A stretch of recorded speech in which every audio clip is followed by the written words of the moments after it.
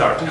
So my presentation is not about geography because I don't know anything about geography informatics, but I will show you a little bit more about data analysis and Seaborn in a Jupyter notebook. So I have a data set which includes 721 Pokemon, and we're going to analyze that data set. And we're going to do that by using Pandas, which is a simple data analysis library similar to how R works. And then we're going to analyze our data with Seaborn, which is a wrapper around matplotlib and allows you to show mostly statistical data. So this notebook is based on a CSV file, so I want to load my CSV files that includes all my Pokemons. And I do that by loading the CSV file over Pandas. So Pandas has a function that's called read CSV, and then I get a data frame out of that. And then on this data frame I can do a lot of different things. So the first thing I mostly do is call shape, which I have to run that before, which gives me the rows and the columns of my CSV file. So I have 800 rows and 13 columns. And then I have another few quick tools I can use. So I can use head and tail, for example. So if I call .head on my data frame that I just loaded, I get the first 4 rows. And here I can specify how many rows I want. So I could say the first 10 rows. And then I get the first 10 rows in my CSV file. I could also get the last rows with tail, which gives me the last rows, or some random rows with .sample. So I get random rows in my data frame or in my CSV file. And then I have the columns function, and the columns function tells me which columns I have. So these are the ones in the top, so name, type 1, type 2, total. And with the dot columns, I get the specific columns. And then the next important part of a data frame is the index, so how to access different rows, how to get the rows that I want. And I can call .index, and here I see I have an index from 0 to 800. So now if I call this index from, for example, 50 to 52, I get my rows 50 and 51. I can add anything in here. But what I also can do is rename my indexes, so I don't have to use numbered indexes. I can also use other indexes. So I could, for example, set my index to my name column.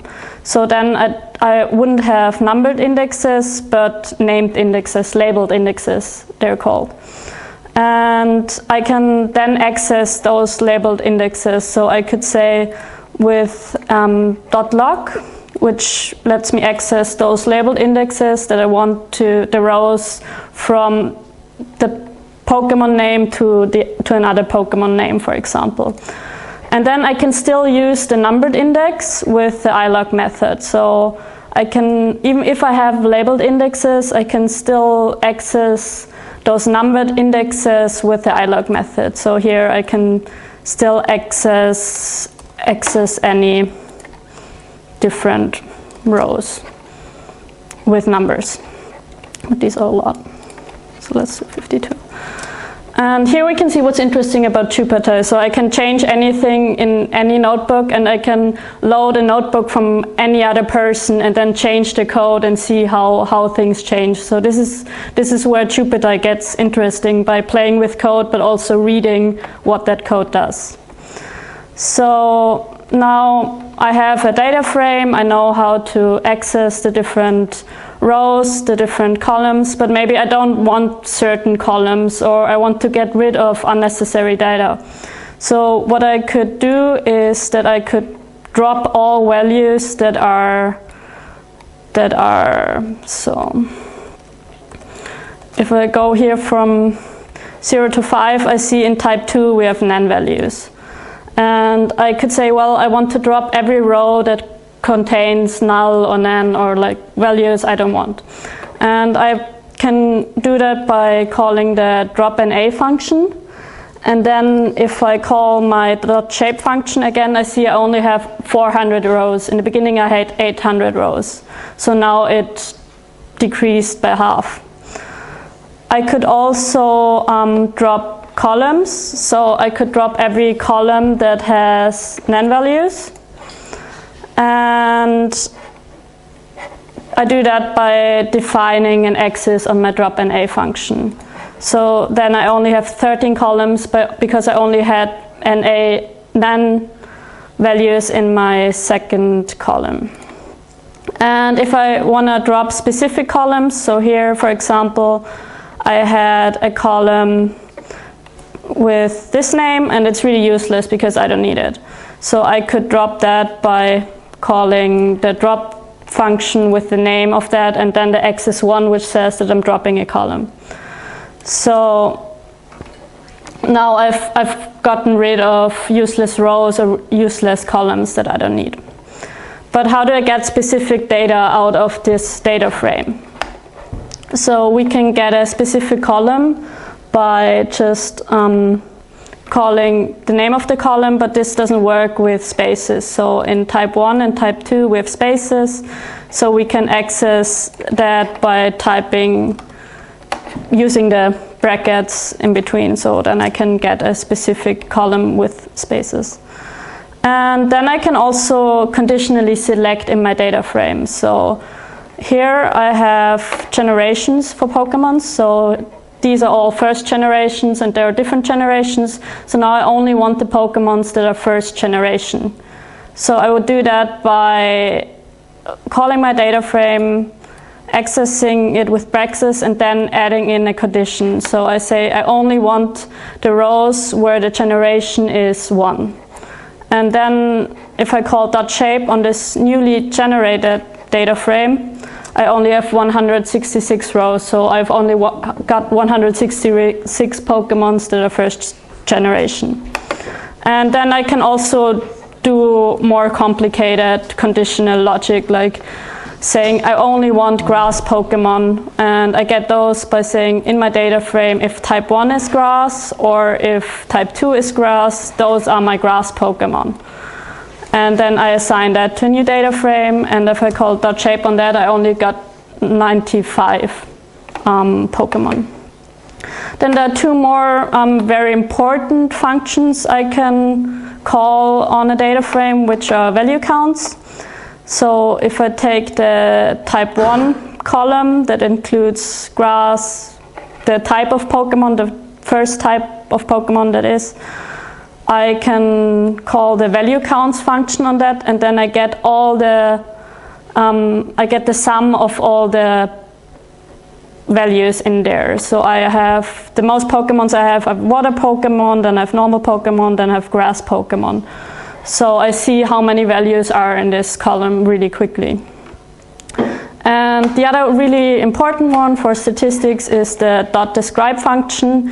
And this function takes every numerical column and gives me the different statistical things like the mean of all the values in that column, the standard deviation, the min value, the max value, and the different percentiles.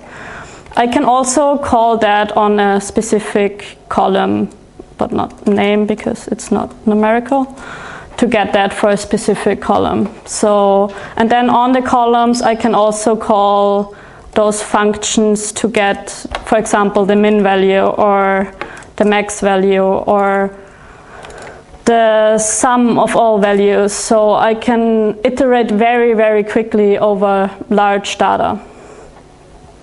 And where it gets really interesting here is to use data frames to plot our data.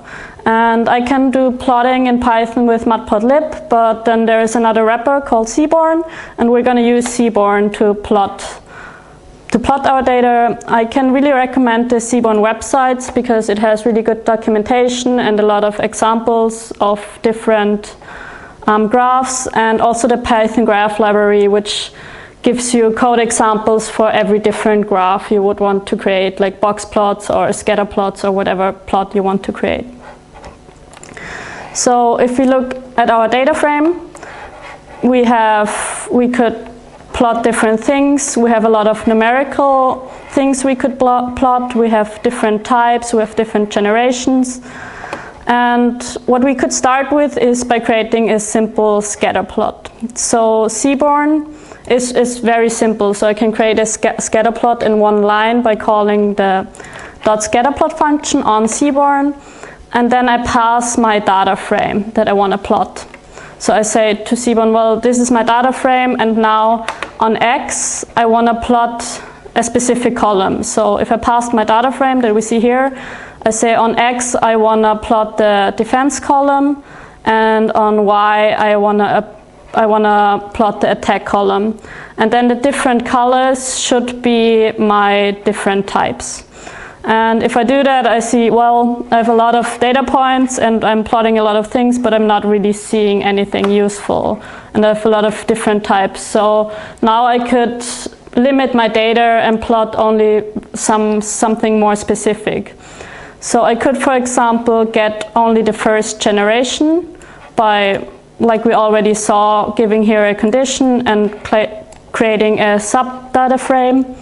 And then I could get only all water Pokemons out of that first generation and all fire Pokemons by giving conditions again. Now I have two data frames, a water data frame and a fire data frame. And then with Pandas I can just concat those two data frames to be one data frame again.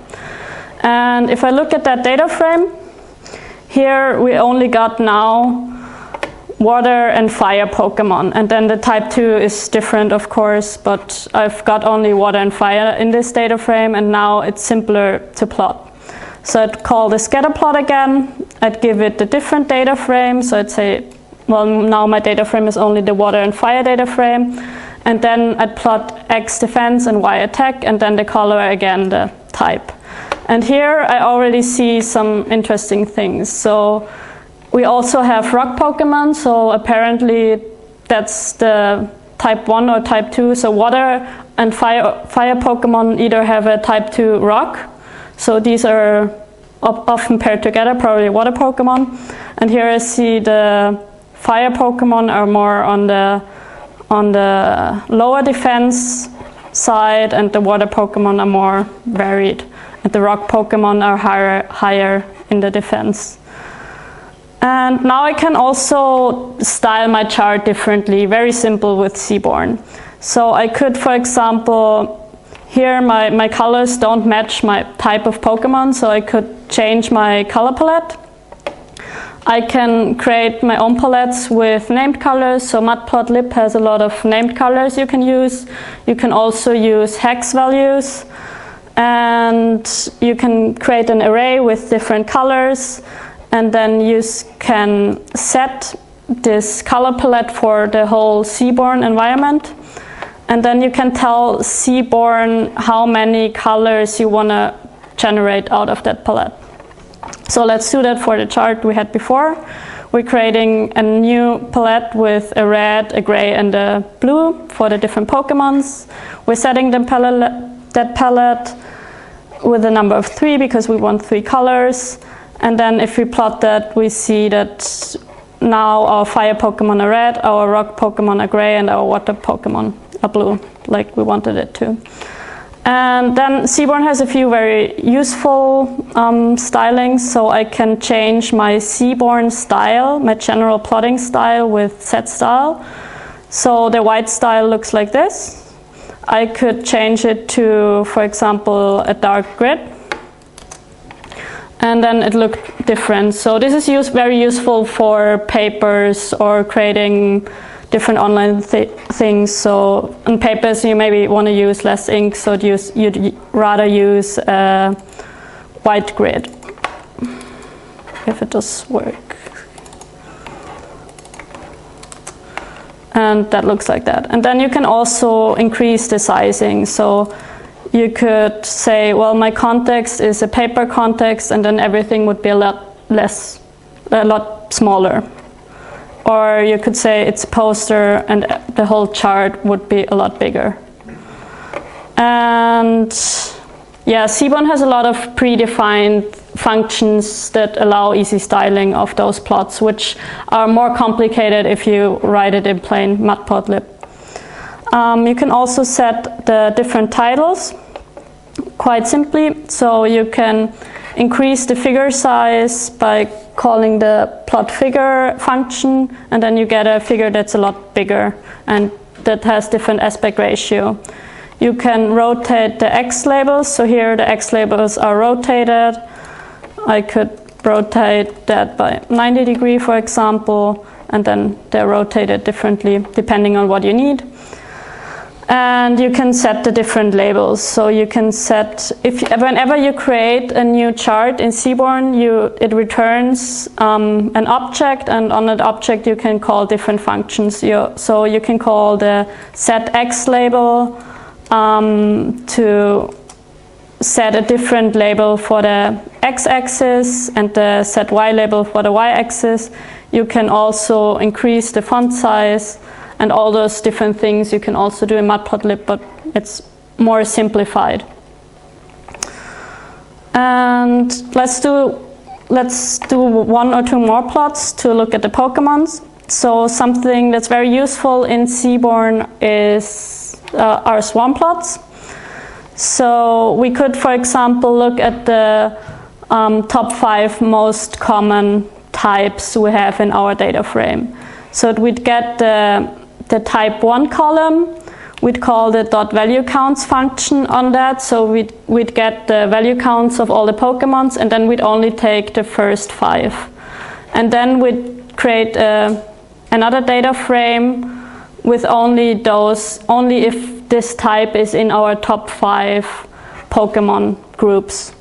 And then if we look at that in this new data frame, we have only half of the Pokemon. And these are only Pokemon that are grass, water, the most common types, the normal Pokemons. And then we could plot that with a swarm plot. We'd hand it the data of our sub data frame. We say which columns we want to plot. So on X we want to plot the different types. So now we only have 5 types because we only selected the 5 most common ones. And we want to plot the total value, which is kind of like how strong the Pokemon is. And then we want to have a different color for whether it's a legendary Pokemon or whether it's not a legendary Pokemon. And if we plot that, that's what we get. So on X we get the different Pokemons, and on Y the values. And here we can see that Psychic Pokemon have a lot of legendary Pokemons that are very strong, whereas the Bug Pokemons don't have any legendary Pokemons. And we can see the difference between those different Pokemons very easily. So this simple visualization allows to explore the data in a more clear way. And we can also use Matplotlib functions with Seaborn. So we could, for example, add the average line, which I did here, by calling the mean function on our total column. So we're getting all the total values and then the mean of that, and then just saying, well, it's red and dashed, and then I just plot that on top of my other plot. And then I see the mean value for the total value. So I can also combine different plotting functions of Matplotlib and of Seaborn. And let's look at one last plot where it all comes together. So one of the very useful functions in Pandas is group by. So if I want to look, for example, at the difference between generation and type 1, so how the types evolved over different generations, I can use the group by functions to group those things together. So I want to group my generation together with every type. And I do that by calling the group by function on a data frame. So I call it group by, give it the columns I want to group together. And then I'm calling a count function, so it counts the different amounts of Pokemons in generation 1 and type bug, for example. So if I take a look at that, I get a row for each generation and each type. So for generation 1 and bug, I have 14 Pokemons. For generation 2 and bug, I have 12 Pokemons. And this is a new data frame I can plot once again. So I can plot that with a line plot, for example. So I call the .lineplot function on my data frame. So I have this new grouped data frame I just explored. And then on Y, I want to plot the different names of the Pokemon, and on the count. Name is now the count because I did it on the name column. So here I just counted different names. I could have put any column here. Then it would be the same because it's just a count function and it just adds together the rows. On Y, I plot the occurrence of that. On X, the generation, and the color is the type. And now I broke it.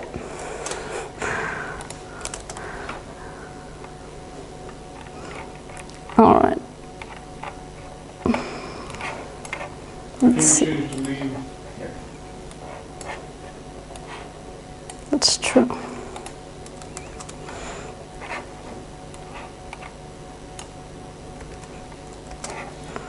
So here I see I had the most Pokemons in generation 1, then it decreased in generation 2, then it increased again in generation 3, then it decreased again, so it goes up and down every generation, the amount of Pokemons. So I have the most Pokemons in the water section. There's always the most occurrence of water Pokemons and the least occurrence of psychic Pokemons, for example. So the group by function is really useful to compare two values in a data frame and to see how that evolved. Yes, so that's how you could load a CSV file into a Jupyter notebook and analyze it with Seaborn. I hope you enjoyed that.